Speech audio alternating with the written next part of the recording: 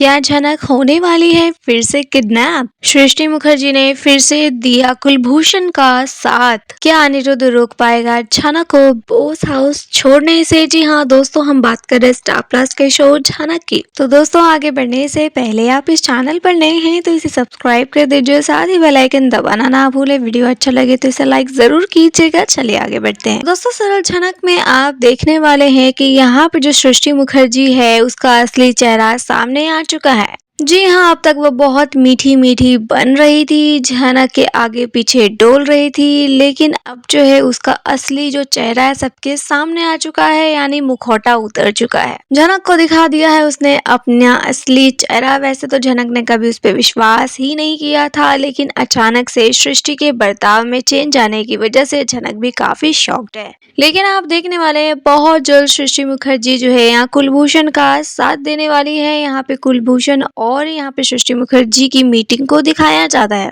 जी हाँ, ये लोग आपस में बात कर रहे हैं और कुलभूषण यहाँ पे सृष्टि से कह रहा है कि झनक की जितनी प्रॉपर्टी है ना सबकी नीलामी मैं कर दूंगा, क्योंकि दोस्तों यहाँ कुलभूषण तो झनक के पीछे पड़ गया है और वो उसको फिर से किडनैप कर सकता है। जी हाँ, यहाँ पे आप देखने वाले हैं कि बहुत जल्द झनक फिर से किडनैप हो सकती है, क्योंकि इधर सृष्टि मुखर्जी का प्लान तो फेल हो गया। वो झनक को अपने झांसे में नहीं फंसा पाई। इनफैक्ट उसने अपना चेहरा, असली चेहरा जो है वो रिवील कर दिया, तो झनक उसकी बातों में आ ही नहीं पाई। उसका प्लान ये था कि झनक उसकी बातों में आ जाए और वो फिर उसको हैंड ओवर कर दे कुलभूषण को, पर झनक ने उसको ट्रस्ट नहीं किया और यहाँ पे जो है आप देखने वाले हैं कि किसी और तरीके से फिर से फंसाया जाएगा झनक को। बॉस हाउस में आप देख चुके हैं कि यहाँ पे जो है अर्शी मुखर्जी आ चुकी है हॉस्पिटल से वापस। उसकी हालत बिल्कुल भी ठीक नहीं है, सदमे में है, क्योंकि उसका बच्चा अब नहीं रहा।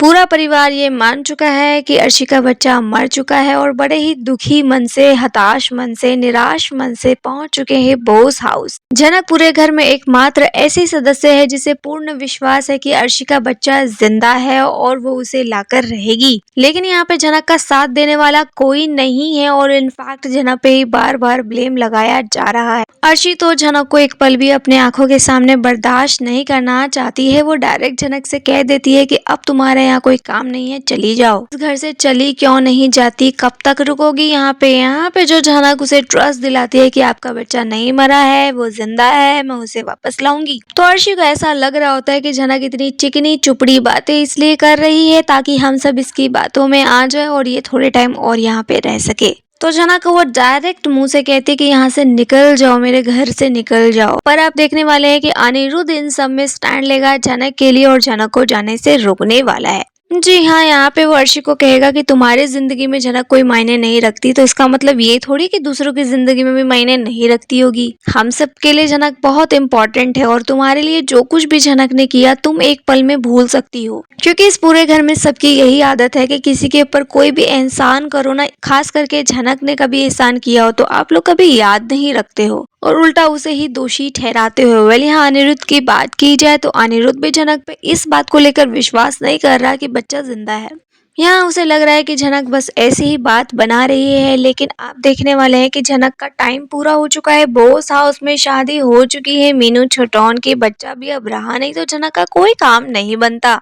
अब झनक को अगर अपनी इज्जत प्यारी है तो इस घर से उसे चले जाना चाहिए और उसी की फिराक में आप देखेंगे कि झनक बहुत जल्द अपना सामान पैक करती है और निकलने की कोशिश करती है। पर यहाँ आप देखने वाले हैं कि मिमी आती है झनक के पास उससे बात करने के लिए और यहाँ पे वो उससे पूछती है कि क्या तुम लाइफ में कभी भी शादी नहीं करोगी, कब तक तुम अकेले ही रहोगी, तुम दादा से प्यार करती हो शायद इसलिए शादी नहीं करना चाहती। झनक कह देती है कि हाँ मैं शादी नहीं करूंगी, लेकिन मैं अफसर जी से प्यार नहीं करती और कोई मतलब भी नहीं बनता इस चीज का। उनकी अब एक नई दुनिया है, मैं उनसे प्यार करूँ ना करूँ इस चीज से अब कोई फर्क कहाँ पड़ता है।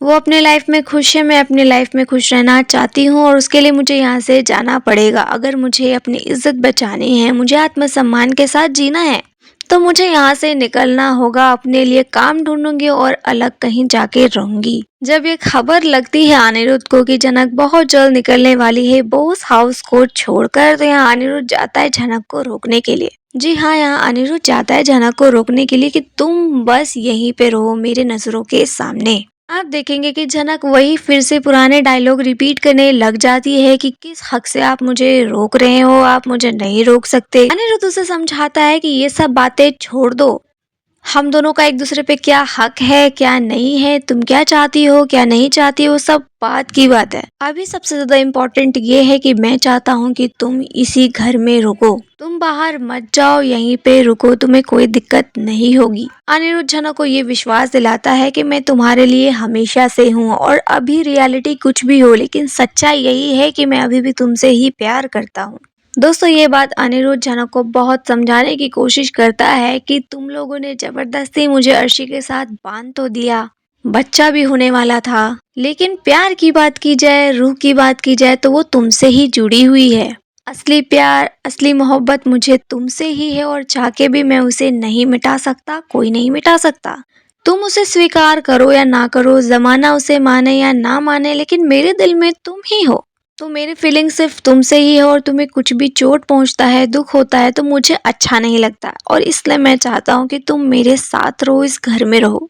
क्योंकि दोस्तों यहाँ अनिरुद्ध को ये लग रहा है कि एक तो झनक चली जाएगी तो उसे बुरा लगेगा, अच्छा नहीं लगेगा, और दूसरी चीज ये कि झनक जब जब बाहर जाती है हमेशा कोई ना कोई नई नई मुसीबत में फंसी जाती है। तो अनिरुद्ध को भी यहाँ लग रहा होता है कि कहीं झनक फिर से कोई नई मुसीबत में ना पड़ जाए, इसलिए झनक के लिए बेटर होगा कि वो यहीं पर रुके और यही जगह उसके लिए सेफ है। आप देखने वाले हैं कि यहाँ अनिरुद्ध जो कुछ भी सोच रहा है ना वो सब कुछ सच होने वाला है। जी हाँ, क्योंकि यहाँ पे सृष्टि मुखर्जी का असली चेहरा आ चुका है सामने। अब कुलभूषण से जाके वो मिली है तो दोनों ने जरूर कोई सॉलिड प्लानिंग की है झनक के लिए। यहाँ पे सृष्टि मुखर्जी काफी ज्यादा गुस्से में भी है कि इस झनक की वजह से मेरी बेटी का बच्चा नहीं रहा, इस लड़की की लापरवाही से आज यहाँ पे जो है मेरी बेटी का परिवार उजड़ चुका है, उसकी गोद खाली हो गई है, तो मैं झनक को अब नहीं छोड़ूंगी। तो यहाँ पे झनक से बदला लेने के लिए उसके पास अच्छा मौका है। तो बस फिर क्या, यहाँ पे लालची कुलभूषण के साथ वो मिलाएगी हाथ और फिर से यहाँ पे प्लानिंग करने वाली है झनक को पकड़ने के लिए।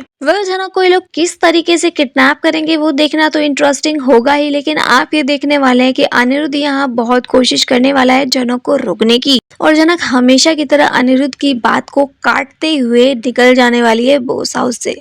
जी हाँ दोस्तों, ये तो हमेशा से ही होता रहा है कि अनिरुद्ध की बात हमेशा झनक काटती है और उसको ओवर रूल करके चली जाती है।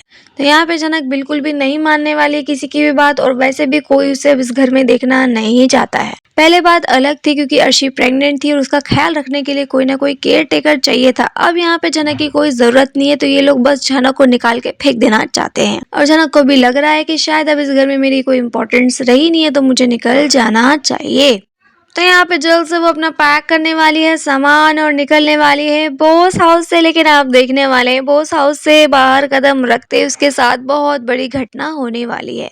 जी हाँ, बहुत जल्द वो फंसने वाली है कुलभूषण के प्लान में। और कुलभूषण किस तरीके से झनक को सबक सिखाएगा और अपना काम किस तरीके से करवाने वाला है झनक से, देखना काफी दिलचस्प होगा।